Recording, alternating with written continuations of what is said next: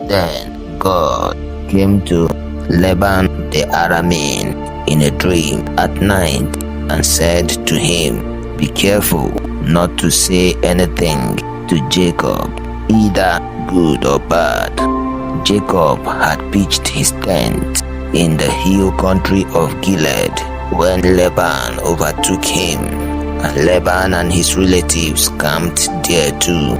Then Laban said to Jacob, "What have you done? You've deceived me, and you've carried off my daughters like captives in war.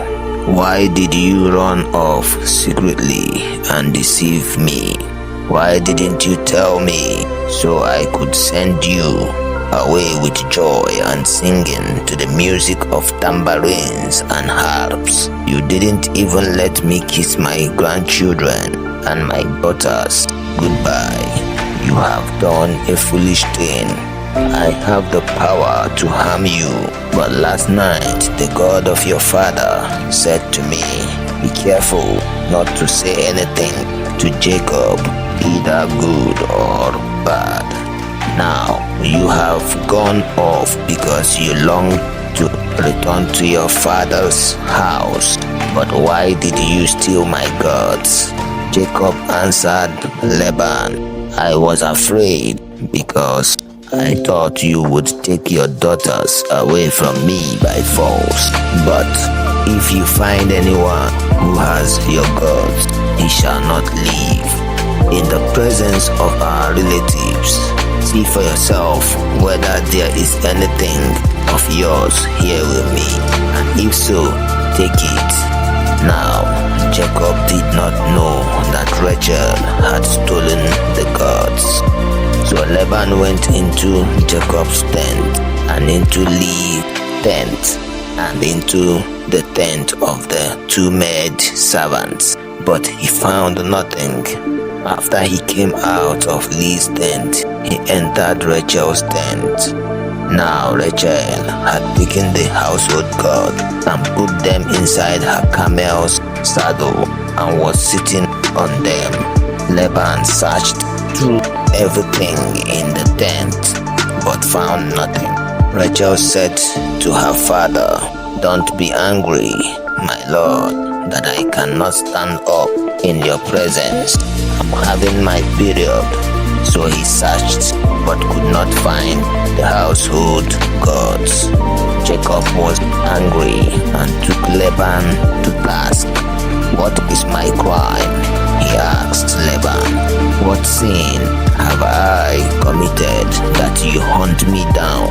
Now that you have searched through all my goods, what have you found that belongs to your household? Put it here in front of your relatives and mine, and let them judge between the two of us. I have been with you for 20 years now. Your sheep and goats have not miscarried, nor have I eaten rams from your flocks. I did not bring you animals torn by wild beasts. I bore the loss myself, and you demanded payment from me for whatever was stolen by day or night. This was my situation. The heat consumed me in the daytime and the cold at night, and sleep fled from my eyes.